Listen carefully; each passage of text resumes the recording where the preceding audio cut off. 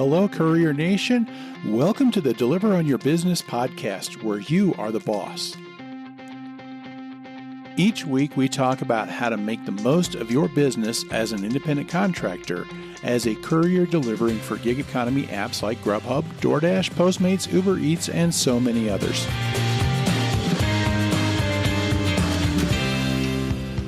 Well, hey, Courier Nation, how has your week been? It is good to have you back, and it's good to be back. And here we are on episode 80. Can you believe it? If you've been listening very long, and I know not very many of you have been listening that long, just because I know what the numbers were. And I know what the numbers are now, and there's still not that many, but we're growing. And it's been fun. We've passed a year. We started off with 31 days straight. I still can't believe I pulled that off. And it's been fun doing this podcast, ramping up the Entre Courier website. And anytime you have anything that you want to hear about, let me know, if you would, please. A couple things in the news. First, today is the 14th, as I record this, Tuesday the 14th. I'm hoping you're listening to this very, very, very soon. If you haven't done your taxes, because tomorrow's the deadline, I'm sure you know that. I hope you know that. If you don't know that, you better jump on it because you don't have much time left. July 15th is kind of the new tax day for this year anyway, extended from April 15th. Thank you, COVID. And so if you haven't got your taxes done, why not? You've had a whole lot of extra time to do it. Now, I did just send mine in yesterday. I waited. Mostly because I wanted the money to sit in the bank instead of giving it to Uncle Sam, If I was allowed to keep it, I'm going to keep it. So anyway, if you need any help with your taxes, you can head over to entrecourier.com/tax-guide. Or you can just go to entrecourier.com, and it is one of the main menu items, the tax guide. And I got a whole series of articles about all sorts of different things. So if you've got questions, just look at the list of articles. And hopefully there should be something that ought to help you out there. Folks, did you listen in last week? Did you get a chance to listen to Mike Bisceglia of the Mike Delivers podcast? He was a guest with us last week, and you got to go over and listen to his podcast. And maybe you got a little bit of vested interest in that because he had me back on his podcast now as a guest. It was an honor to be able to be part of that, and it was fun to talk with him again. Mike is you got to go listen to him. Listen to his podcast because especially the other episodes besides mine. Mike gets into just the fun stuff about delivery, between the food and the stories of the road. And he's entertaining. He's fun to listen to. And so go check him out at Mike Delivers. One last little bit of news before we dive into today's topic, and that is that the Paycheck Protection Program is still open. In my opinion, I think it's the better option if you had to choose between that and the EIDL. You can do both. The EIDL, I'm going to have some links in the show notes for both, for things that kind of describe both programs. The EIDL is a loan that is being made available that independent contractors can take out. There is a $1,000 advance that doesn't have to be repaid, but the rest of it is a loan. You can probably get a little more money if you need some money to help you get by if you have been hurt by this pandemic.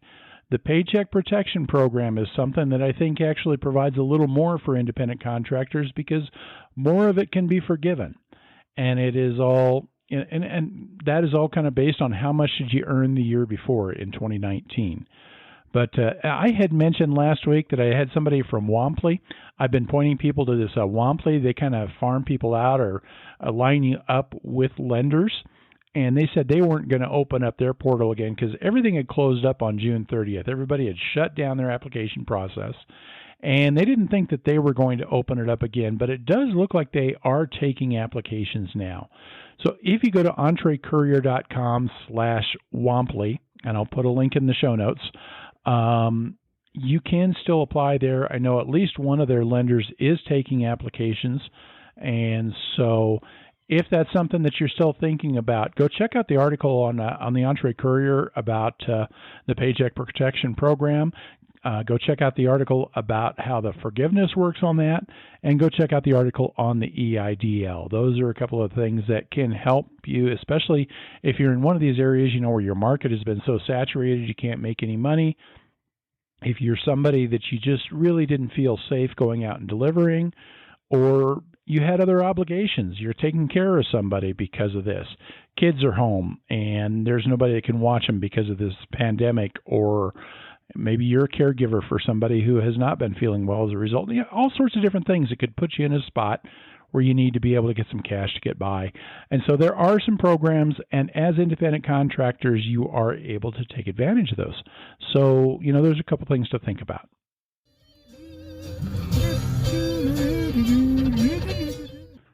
Okay, so there's a reason I don't do karaoke. I apologize that you had to listen to that. When I was out doing deliveries on Sunday, I was doing this, trying to get 30 deliveries in for UberEats all in one day. And so I did some recording or screenshots or something that were supposed to kind of record, what I'm saying as well as what's happening on the screen, and hoping that I could use that as part of the podcast today, because I'm talking about doing deliveries for UberEats. And the problem with that, though, is that whenever anything happens in the phone itself, especially the notification chimes from UberEats, that it drowns everything out that I'm saying. So it kind of made all that useless. But it also did kind of capture that little bit of singing along. As I mentioned, we're talking about what's it like delivering for UberEats. I'm starting a new series. We're going to do this here for a few weeks of each of the major apps. Maybe not Postmates. That one's a little bit, that one's still kind of out there. I haven't delivered for Postmates for a little while and recently found that I can't get logged into them. So I don't know if I can get that resolved in time to go out and do that. And I don't want to do it all based on memories. And so I did do a series, kind of in the fall of last year, where I talked about each one of them, but it was more the question, are they a good delivery option? And so I did more of a comparison, and I, talked about different factors and things like that. And this one I wanted to do a little differently. It's more kind of like, what is the experience like itself? So that's kind of what's going on here with this today. And one thing that I want to really encourage you to do as we get into this is, more than anything, this is a good one to pull up the blog post. I'll have a link in the show notes, or you can go to entrecourier.com/80, because this is episode 80. And, because it's got some screenshots on there that I'm going to be talking about, with the experience, the offer screens. And so it kind of helps to be able to see the screens, especially if you're not as familiar with how UberEats works. But what I want to do is I just want to talk about the experience of delivering for people. And a lot of it's going to come from my perspective and the way that I do things. But some of it I'm hoping that can be a good description if you're somebody that you don't deliver for them and you're thinking about it and you're wondering, is that going to be a good option to move to? And or just maybe thinking about delivery in general, and you're wondering what's it like. So that's what I wanted to do, is try and take it from that perspective. So I do apologize to some of you that maybe you're very well aware of what it's like, and so I'm maybe preaching to the choir, or I'm telling you stuff you already know. Hopefully maybe there's some perspectives that might help you out if you're thinking about different ways that might be a little more efficient to do some things with UberEats and with some of the others. But this week we'll do UberEats, and we'll get into some, in future episodes, Grubhub and DoorDash, and maybe Postmates. So let's start from the beginning. What's it like getting started? Just getting started with UberEats. And this is maybe especially true to somebody that is really brand new to this, but I think it also is kind of some things that maybe if you're still fairly new to it, but it's just talking about that first getting out there to deliver. And of course, I'm not going to get the very, very beginning. The sign up, that's a different thing altogether. You go through your background check, all that stuff. I'm assuming that that's all been done. And I'm assuming that you're ready to go, though. You got however you're getting around, if you're doing it on your bike or your car. One thing I'm going to throw out real quickly when I mention that with UberEats, you got to have a different account with UberEats to do bike deliveries than you do car deliveries. Kind of a weird little glitch with them. But other than that, you've got however you're getting around. And of course, you got your phone and you got the app downloaded. And the app is real easy to get to. It's called Uber Driver. It is the same app as the rideshare guys use. You download the same app, but based on what your sign-in is and everything like that, that they know that, okay, you're on delivery, and, so it's going to perform based on your account. So you don't have to worry about finding a separate one for UberEats. It's the same app as the Uber rideshare drivers do, and you can get that from the Play Store, the App Store. You log in with the login stuff that you set up when you applied to go out and deliver. And then, of course, you got your delivery bag, right? I'm hoping you got your delivery bag. I really want to encourage you to get a delivery bag. And this is something that probably happens less with UberEats than anybody else, because UberEats does not give you a delivery bag like everybody else does. Now, their reasoning is they don't want that to be interpreted as they're giving you the tools to do your work because you're an independent contractor. They're being very careful not to cross that line. I understand it, actually. I think it actually makes sense that they do it that way. But you don't have a free bag from them. So if you're just getting started, what do? And I do have a bag available. It's $10, and that includes the shipping. And I'll have a link in the show notes for that. And if you don't want to wait a couple of days or something like that, the next best thing you can do is probably go over to Walmart, go into the camping section, and look for the Ozark Trail cooler bag. They've got one that basically is designed for holding all your beer, right? But it's kind of the right size. I don't like the dimensions as much for some of the packages or some of the food things that you got to deliver. I think the bag is too narrow for my personal taste, but it's also pretty cheap and it's easy to get to and things like that. So that's an option. But really, you ought to have a bag. I'll have a link in the show notes for an article that talks about why I think that's so important. I think it helps you. I think it makes money for you. I honestly do. But you can read that article to get into more details on that. So the next thing you do is you're deciding when you're going to deliver. With UberEats, it's easy. There's a go button on the app. You tap it. That's it. Okay. Lately, it's a little more complicated than that, but some of the other apps, they've got scheduling components. They've got some different things like that. Really, I think that's a feature that they use to try and manipulate you into taking more offers, because if you take a higher percentage of offers, then you can schedule earlier, and UberEats doesn't do that. There's a good and there's a bad to that. One thing is they let you go in whenever you want, but the problem with it is that sometimes you get too many people trying to log in at the same time. So, you take the good with the bad, I guess. But I prefer that flexibility of just being able to deliver when you want to deliver and log off when you want to log off. And there's no pressure. There's no stress. There's no worry about if you're missing a scheduled block or anything like that. I like that about UberEats. So you go in and you're going to make yourself available pressing the go button.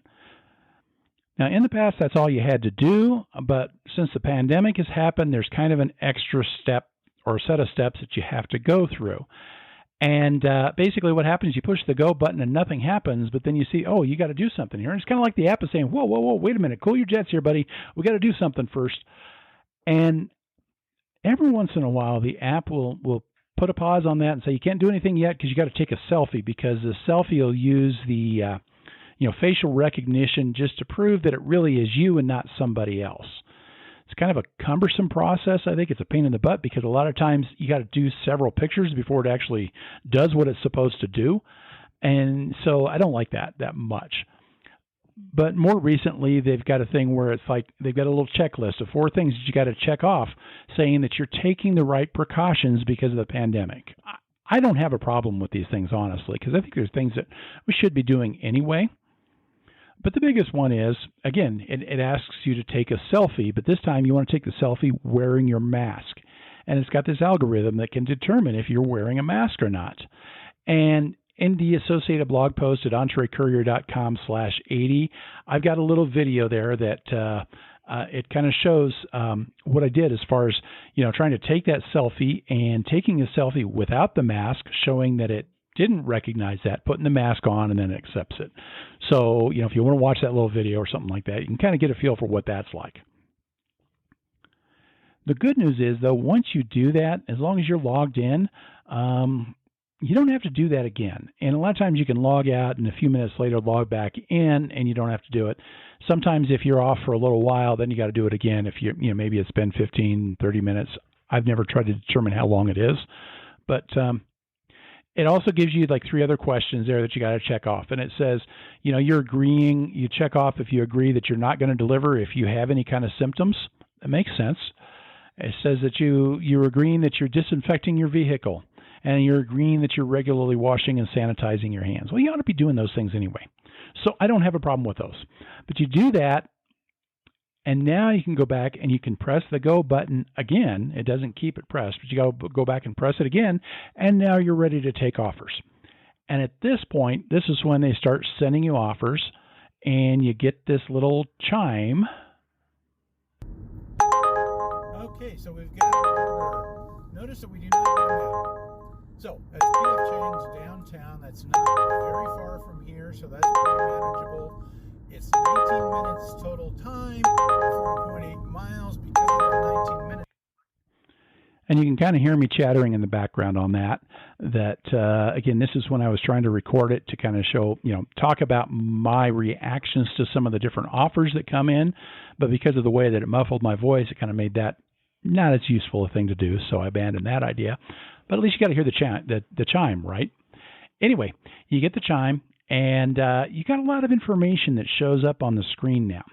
And I want to walk through some of that. And it really, once again, I keep pushing you back to the blog post because I've got the screenshots, and you got the things that you can look at to kind of see what I'm talking about.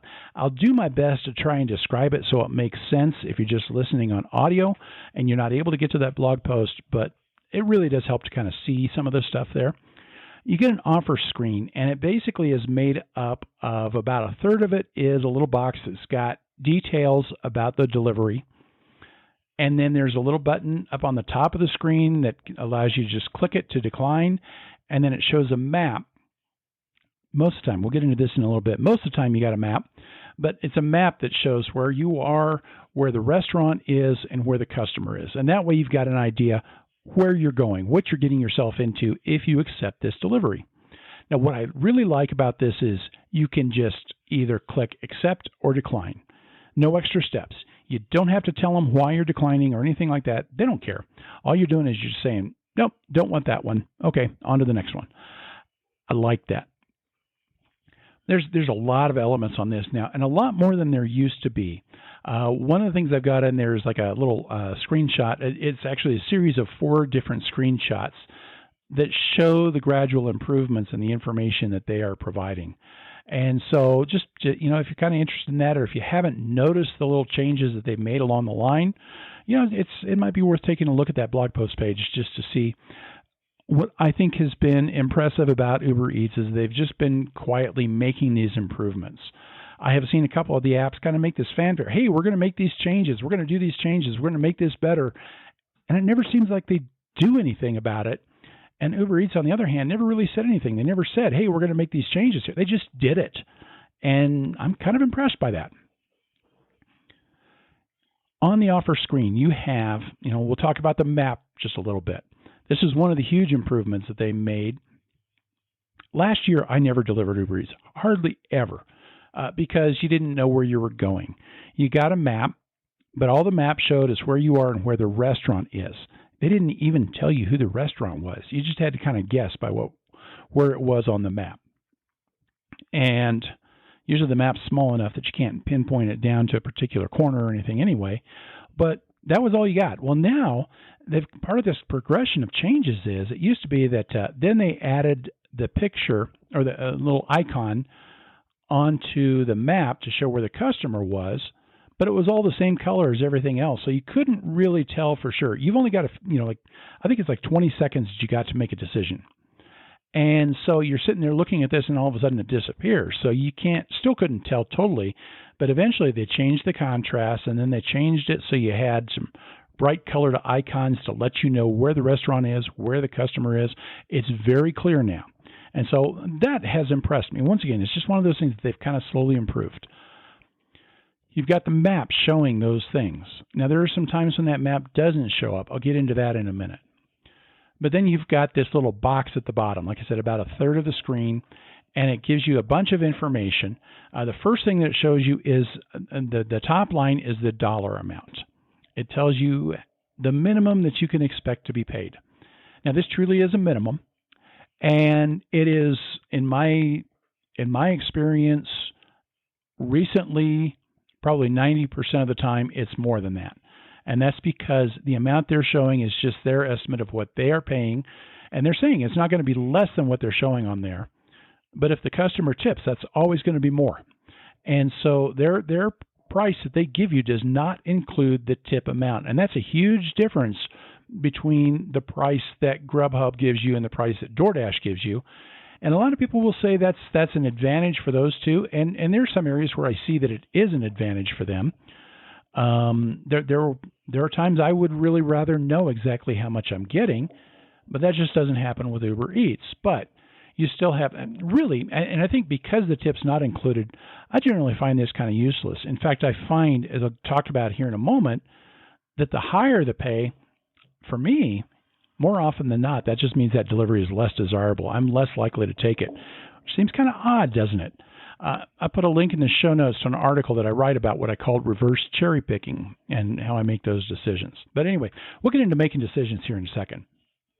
The other information that you get on that offer screen includes delivery details and includes some stuff that nobody else is giving out, at least none of the major four. If you are actively delivering Uber Eats, you already know about this stuff, but if you haven't delivered for a few months, you can check out the screenshots because you might be a little surprised about what's showing up now. You know, it's not only showing you the map of where the customer is, but it's giving you then, underneath the dollar amount, it's giving you two things that I think set them apart. Now, one is how far you will be driving. Now, that one's not as unique because DoorDash has been doing that. DoorDash has been doing that for a long time. I've been noticing with DoorDash, they've been kind of minimizing it. They've been making that smaller. They've been putting it where it's a little less easy to see that. I'm not sure why.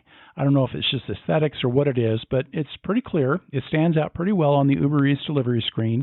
This delivery is going to be 17 miles, or this delivery is going to be 1.4 miles, whatever it is. And the other thing that they give you is estimated minutes. Nobody is doing that. Estimated minutes, how long they expect that delivery is going to take. And I've noticed that they've been actually fairly good with that. At least they've done a good job of estimating drive time with that. And that's a good thing to know. You still got to know what is the restaurant like. Are they more often than not slow? And you might be thinking about whether or not you're going to be in areas where you're dropping off and it takes a little longer. So there's still some things that are going to be not always, that minute amount isn't going to be spot on. But it has been more accurate than I ever expected that it would be. But this is where I think Uber Eats is shot way ahead of everybody else. The next thing on their display screen then is the restaurant name, and that, they're late to the game with that. I don't know why they didn't get that information out before, but at least they've added that now. But then they add something else on the bottom, and this is something else that nobody else is doing. Cross streets. You got cross streets to the customer's address. So basically, it's what they are able to pull very quickly off of the map for the cross streets. So sometimes it's not as helpful as it could be, but it's a cross streets of where the customer is. And so if you're, and the thing is, you got a few seconds to make a decision, right? And so when you see that, sometimes that gives you that feeling of where you're going even faster than what the map does. Because sometimes with the map, I don't know about you, but sometimes I'll get my north and my south mixed up, and I'm thinking there should be going one and the other. And if I see those cross streets and recognize those cross streets, that makes it a lot more concrete for me. Oh, yeah, I know exactly where I'm going with this. Now, Uber Eats is sometimes not real good with that.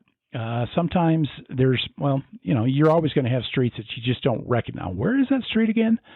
And sometimes I've confused one street with another, and that's just my own brain fart. And sometimes I've seen it where it only showed one cross street, not both of them. And it's like, okay, that doesn't help. Sometimes I get it where the two streets are parallel to each other. That's not as helpful either. I mean, it narrows it down, but it's like it could be anywhere between, way on the north end or the south end, or east or west or something, depending on what the street is. But, sometimes the cross streets aren't as good as they could be. But it's still, nobody else is even trying to touch that, so I give them credit there. Now, one thing with Uber Eats on their offer screens is sometimes it's hard to get all the information you need. On Android phones, there's a feature where you can have something always on top, and it uses that to put the box of information and the decline button on top of everything else. And once that offer is going up, you can't pull up anything else. But you also don't get the map if you weren't already in the app when the offer came in. There's a little trick around that. Usually, you can kind of swipe down from the top like you do on Android phones to get your notifications. And then there's a spot that says, you're currently online for the UberEats app or the Uber driver app.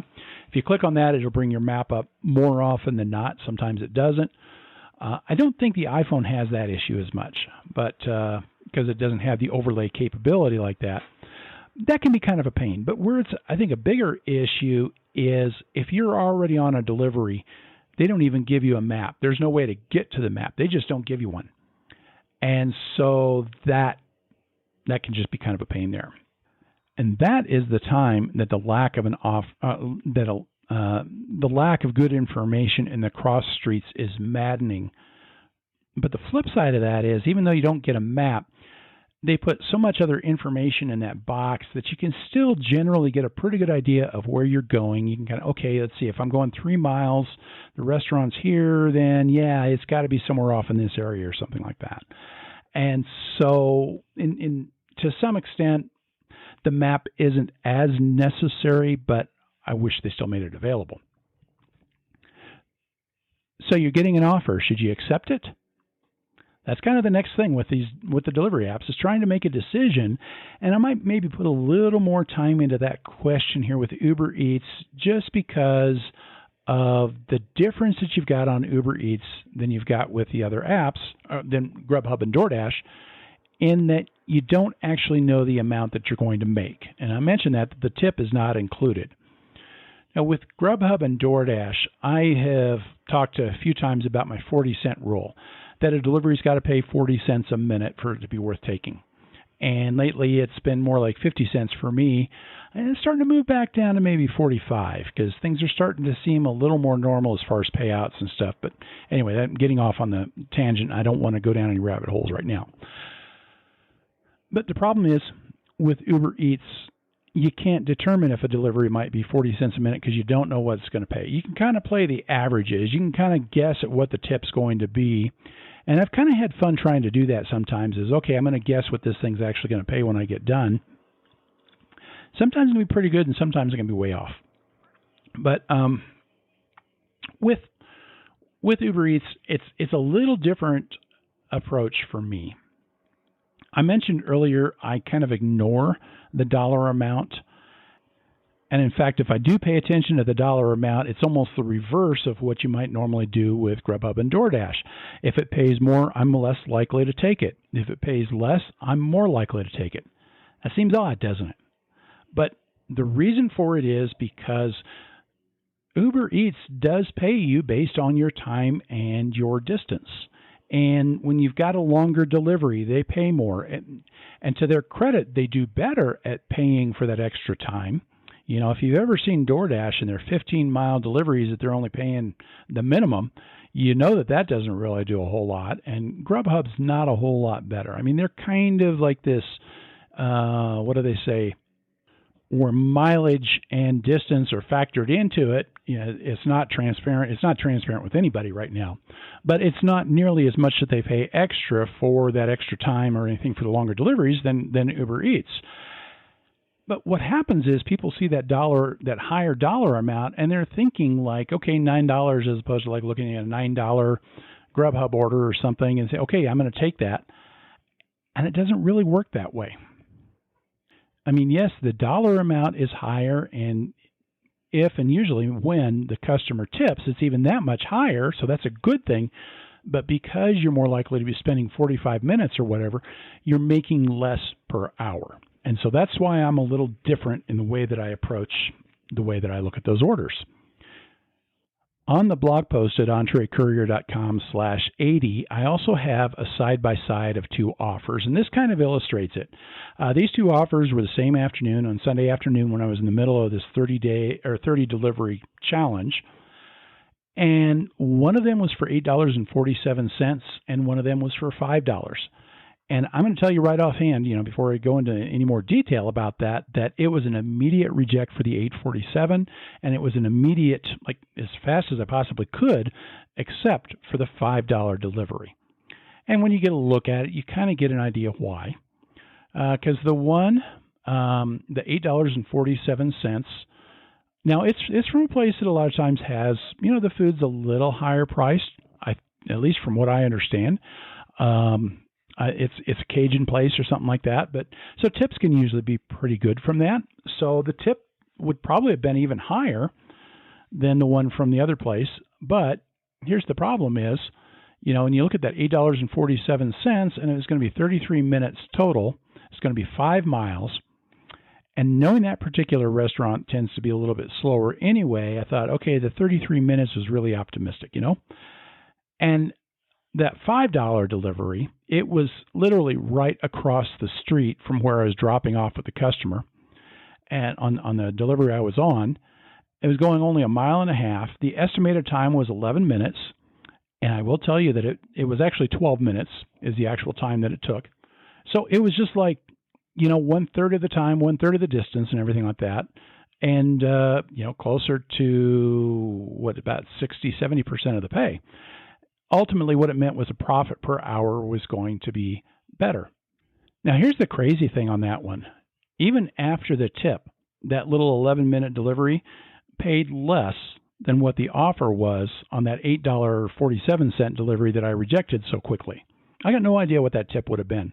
Bottom line is, it would have had to have been about a $20 delivery for that to have the same profit per hour because of the huge difference in the time and the distance and everything. The bottom line is the first offer, it just had to pay an awful lot more to be worth taking than what the second one was, because the second one was short, so quick, so short. Guys, that other one, the second one paid $8, but it took 12 minutes. I could do 5 of those in an hour. Do the math on that. That's $40 an hour. So, the lesson is with UberEats, I found that it has a lot more to do with time and distance than it does the dollar amount that they're offering. So that's my advice when you're thinking about what to accept or what not to accept. Okay, so let's go on to what are the deliveries themselves like? And what I can tell you is really kind of more from my own experience.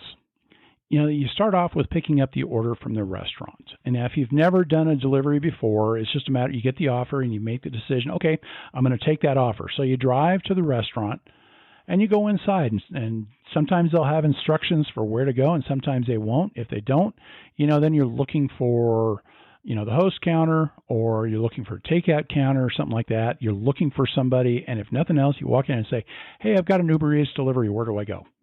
You go in, you get the food. And then you head out to take it to the customer. And usually it's about that easy. It's kind of hard to really compare how that process is with anybody else because, especially with the pandemic now, it's like everybody is on all the platforms. So it's like the experience is kind of the same no matter what happens there. With the pandemic, a lot of restaurants are now setting out tables where they're going to put the food. And it's a safety thing in that they don't have to make contact with you or anything like that. But it's also so much faster because the food's right there. You walk in, you see it sitting there, you grab the food, and away you go. And so that's one of the reasons I've been making more money since the pandemic started, is because you can get in and out of the restaurants so much faster. But you go in, and sometimes with UberEats, you got to give them like a confirmation code or something like that. But you go to whoever you got to go to. Sometimes you got to wait for the food to be ready. If it's going to be a long wait, you've got the option of saying, yeah, I'm not going to do this delivery, and you can cancel. And I don't know whether or not this is a universal thing. My experience has been I do a lot less waiting on orders with UberEats than I do with Grubhub or DoorDash. And especially Grubhub's a lot worse, I think, than anybody in this area. But one of the things that's really different with UberEats, on some of the other platforms, you've got a little debit card where sometimes you got to go in and you got to place the order. And then you got to wait for them to make the food. And then you pick up the food and stuff like that. And that can really slow you down. And I tend to reject all of those.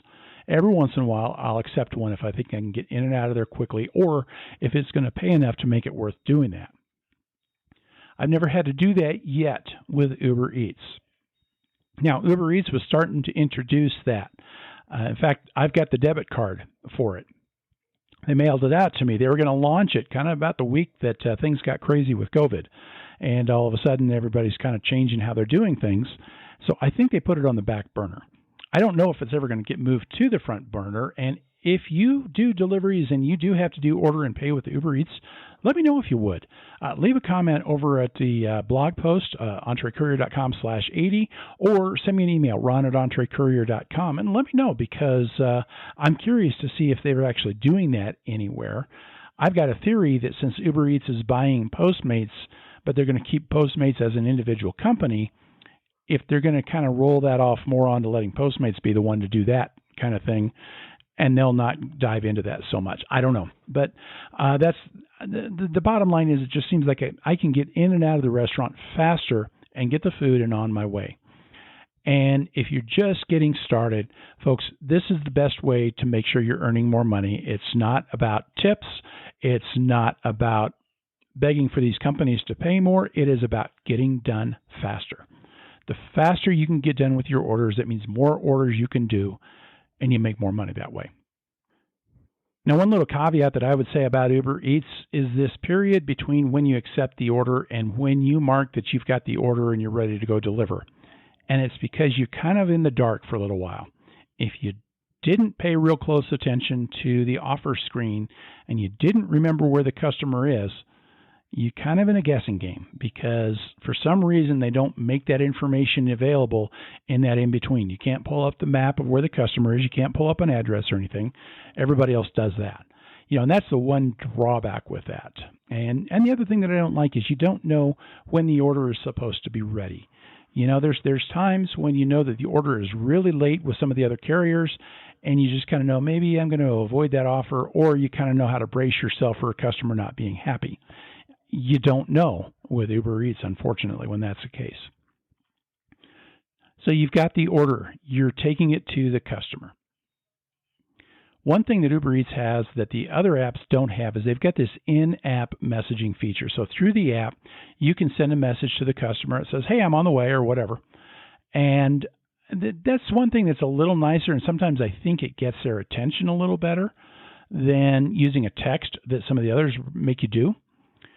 I think the flip side is, if you got to send a text, you've got documentation of your communications. And there's times that sometimes you might think maybe that might be good to have.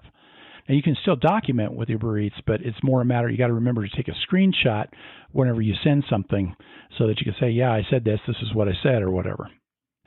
Now, I don't know if this is because of them growing out of Uber, but because of the rideshare that they did before. One thing that I do notice with Uber Eats is there's a lot more of the customers that are waiting at the curb, They're waiting for you when you pull up, and that makes the delivery go so much faster. That is one thing that I do like, is you got a lot more people. I spend a lot less time trying to track people down. It still happens. You get downtown, you got a high rise, and you might have to go up to the 21st floor or the 75th floor, and that's a pain, and it slows you down. But I get a lot more people that do come out to the street also. And I think maybe that's because it grew out of rideshare, so people are used to going out to meet their Uber, and so they're used to going out and getting their food. Maybe they set the expectation early on that, hey, this is what you got to do, and eventually started migrating more to delivery to the door. I don't know. Now, during the pandemic, you can see a lot of people that have, in normal times, you get there, you knock on the door. Sometimes you got to find your way to the apartment or something like that. Customer comes, you get the food to them. Sometimes that takes a while. During the pandemic, a lot of people are going to these contact-free deliveries. And that means that you can just put the food at the doorstep, and then you notify them. With Uber Eats, what you do is you put it at the doorstep, and you take a picture, and then the picture is sent through the app, and you can add a note with any details or anything like that, and then you're able to go on your way. So that's kind of the nice, maybe one good thing as far as like with the pandemic is I think I can get in and out of the restaurants faster and in and out of where the customer is faster because of all the different things that are part of this, contact-free culture now. So generally that's it. And usually the drop-off is easy. Even when the customer's answering, things like that, you're not having to get into a long conversation or anything. It's like, oh, hey, here's your food. Have a great one. Thank you.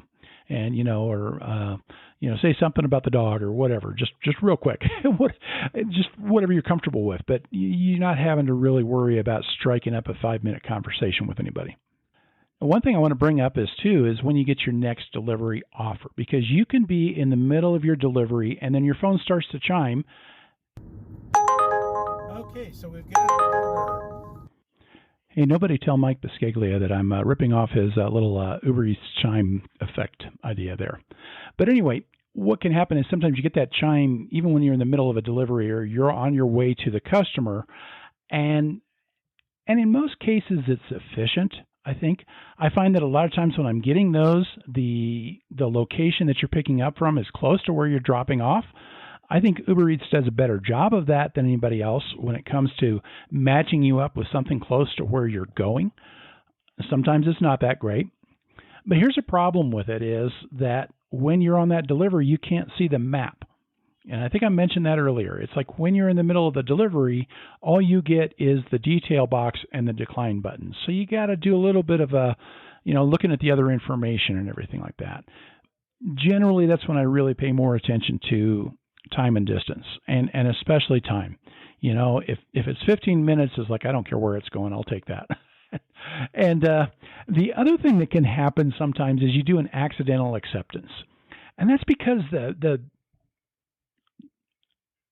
box with the information takes up a third of the screen, and you can tap anywhere in that and you accepted the order.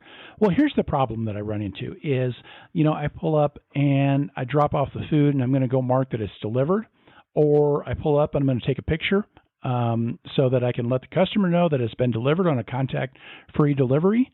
And I've had a number of times that I go and I tap that this delivery has been done, and right as I tap is when the order pops up.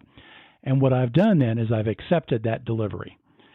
And that's the thing that'll drive me nuts sometimes is it's just too big of an area to hit, and it makes it too easy to accept a delivery when you haven't even had a chance to look at it. The good news is that Uber Eats doesn't make a big deal about cancellation rates. They quit tracking it. I mean, they pay attention. I've noticed that in one of their promotion programs that cancellation rate still kind of matters a little bit, but you don't have to worry as much about if you decide you're going to cancel out of a delivery as you do with Grubhub and DoorDash. So that's dropping it off. And then it comes down to getting paid. Once upon a time with Uber Eats, you knew how to figure out what the pay was going to be for a delivery. It was so much per mile, so much per minute, and a pickup and a drop-off fee. When they made some of the improvements that they made some of the other things, one thing that they did do is they took away the transparency of their pay. And if you're interested in reading about that, I got a link to an article about that change in their pay model. Now they just give you a number. It's not transparent. I can tell that it does change based on time and distance, but I've never been able to figure out exactly how much or anything like that. But I have found that the pay that comes out of Uber's pocket does still increase when distance is increased or when there's longer wait times. They are still paying based on real-time things, and those are good things. Those are benefits over the other platforms. And overall, I find that Uber Eats pays more out of their pocket than anybody else does. Now, the challenging thing with delivering with Uber Eats is the tipping. Tipping has gotten a lot better. I have one article, I've got a link to that talked about what I called the game changer when Uber Eats started allowing customers to place the tip when they placed the order. That was a huge thing for Uber Eats, and it was a big improvement. And there was a time when Uber as a company discouraged tips. And so I think that tipping has really improved since, when I started 2.5 years ago, and tipping was terrible. A good day was 40%, and I'm hitting probably 90% of my deliveries. Now, I am finding that tips are a smaller percentage of my overall compensation. I still get more from Uber Eats than I do from the tips, for the most part. And that's kind of the reverse of what happens with Grubhub. Now, part of that is maybe because the numbers with Grubhub are skewed because I pay more attention to the total dollar amount when I'm accepting. And if the customer's not tipping, I'm not as likely to take that order when I don't know if that's going to be the case on Uber Eats. But the thing is, you don't know what that tip's going to be, and you don't know what that amount is until an hour after you marked it delivered or later. And part of that is because Uber Eats gives people a chance to change their minds. They may decide not to tip at all. They may decide that they are going to tip when they weren't going to. So it could be for better or worse. They may decide to up it or bring it down based on service. There's a part about that it's frustrating, but there's a part about it that I kind of like because I don't know how to explain it. Maybe it's just that challenge, the customer service piece, and this idea that I can still kind of control my own destiny a little bit about what I'm going to get paid. And I kind of like that. Now, most people are going to tip nowadays when they place the order. They can go in after the fact and decide to tip. That's different than a lot of the other apps. Some folks, they're still going to tip in cash. I don't run into that very often. It's kind of rare, actually. But you do all of those things. You get your order, accept, reject. You pick up the food, you drop off the food, rinse and repeat, and that's what it's like to deliver for Uber Eats. And there's a lot of things that are very similar with everybody else. There's nuances. And as we talk about each of the different ones each week, you'll kind of see where some of those are. Personally, I find that Uber Eats deliveries to be a little more free-spirited than the other platforms because there's a lot less stress over things. There's less worry about schedule. There's less worry. Acceptance rate is not a thing. They don't care how many orders you accept. I mean, they care probably, but they don't make a big deal about it like the other companies do. And so I don't know. Even though I don't know the tip amount, I don't stress over the order amount like I do when I see Grubhub or DoorDash offering $3 or $4 for a delivery. And there's that sense of reward on the tipping that you don't feel as much with the others. You don't know for sure if the higher tip was because of your service or not, but it's a possibility. You know with the other platforms that the tip was set before you ever accepted the delivery. So, I don't know. There's a little bit of a different feel for that. So that's one of the things I kind of like a little better about doing Uber Eats. Support is lacking with Uber Eats, but that's true of everybody. They all suck. Postmates is the worst, and DoorDash, especially lately, has probably been next to worst, but I don't know. Maybe there's a couple things you can do with DoorDash that you can't with Uber Eats. Grubhub's probably still a little better than everybody, but they still suck.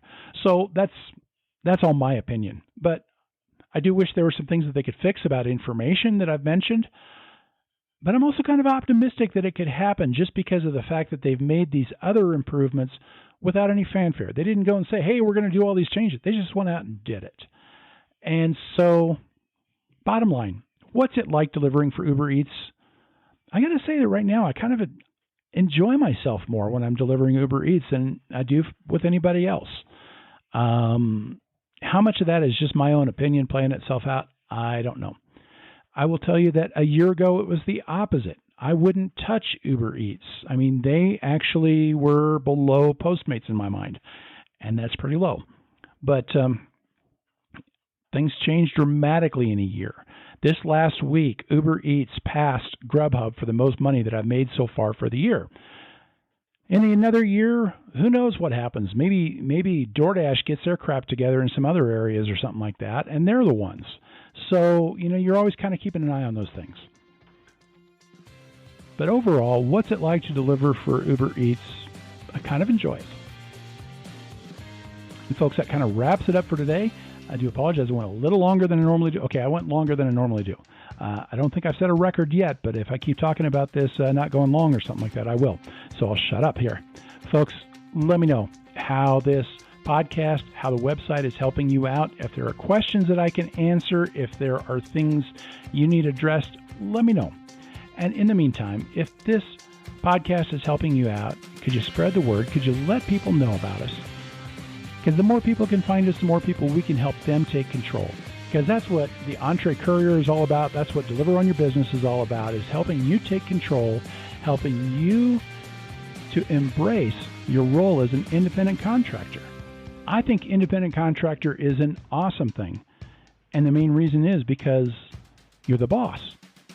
And that's what I want you to do as you go this week, is take that place, take control, think of yourself as operating a business and do your deliveries as though you are operating your own business, because you are operating your own business. Go out there, folks, and be the boss.